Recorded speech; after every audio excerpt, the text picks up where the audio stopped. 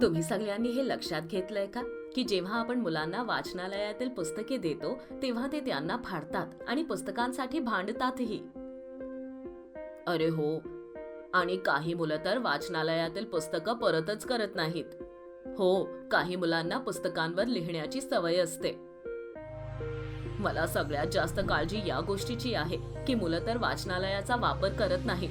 तर याला उपाय काय आहे? खरं तर उपाय खूप सोपा आहे.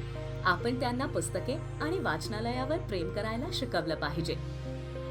त्यांना असं वाटलं पाहिजे की वाचनालय त्यांची जागा आहे आणि तिथली पुस्तके त्यांचीच आहेत आणि त्यांची काळजी घेण्याची जबाबदारीही त्यांचीच आहे. जेव्हा ते वाचनालयात खेळतात, वाचतात, शोध करतात आणि शिकतात तर त्यांनी त्याचा सांभाळही केला पाहिजे. यासाठी आपण त्यांना वाचनालयाचे नियम बनवत असताना सामील करावं लागेल. तुम्हाला वाटत नाही का की जर ते वाचनालयाचे नियम बनवण्यात सामील झाले असते तर स्वतः नियमाचं पालन करण्यासाठी जास्त उत्सुक होते? सुरुवातीला मुलांना वाचनालयाच्या दैनिक व्यवस्थापनाचा भाग बनवलं पाहिजे, जिथे ते महत्त्वाच्या गोष्टींची जबाबदारी घेऊ शकतात.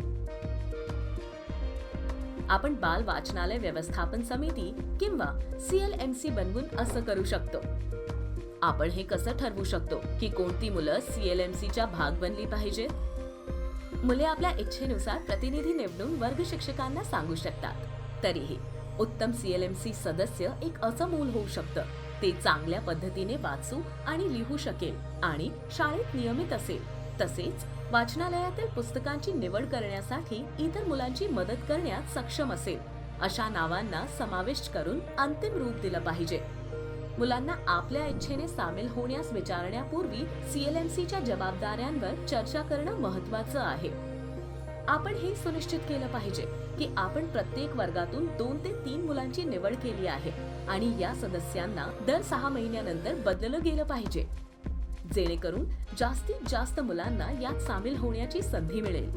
प्रत्येक वर्गातून काही मुलांची निवड करून आपण मुलांना CLMCच्या जबाबदाऱ्या प्रदर्शित करून त्यांच्याबद्दल सांगितलं पाहिजे, ज्या आहेत: पहिला, वाचनालयात स्वच्छता राखण्यासाठी शिक्षकांसोबत समन्वय साधणे.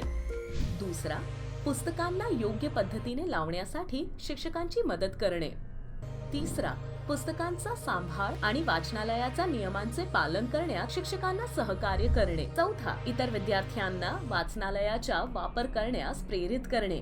पाचवा, लहान वर्गातील विद्यार्थ्यांना पुस्तकं निवडण्यात मदत करणे. सहावा, पुस्तक देवाणघेवाण करण्यात मदत करणे. सातवा, वाचनालय व्यवस्थापनाशी संबंधित गोष्टींवर चर्चा करण्यासाठी समितीच्या बैठकांमध्ये सक्रिय सहभाग घेणे. प्रत्येक मूल आपल्या भूमिकेनुसार वागत आहे का हे सुनिश्चित करण्यासाठी वाचनालयाच्या नोटीस बोर्डवर एक सूची चिकटवली जाऊ शकते. वेळोवेळी समितीची मुलं वाचनालयाशी संबंधित महत्त्वाच्या मुद्द्यांवर चर्चा करण्यासाठी बैठक करू शकतात आणि शिक्षकांच्या मार्गदर्शनाखाली त्यानुसार योजना बनवू शकतात. पोस्टर स्वरूपात नोटीस बोर्डवर अशी माहिती पोस्ट करून मुलांना पुस्तकांचा सांभाळ आणि वाचनालयाच्या नियमांबाबत सूचित केलं गेलं पाहिजे. CLMC कडून सूचना मिळाल्यानंतर शिक्षक यात आणखी मुद्दे जोडू शकतात. याबरोबरच आपण आपल्या चर्चेच्या शेवटच्या टप्प्यात आलो आहोत. या पाहूया की आपण आतापर्यंत काय शिकलो आहोत.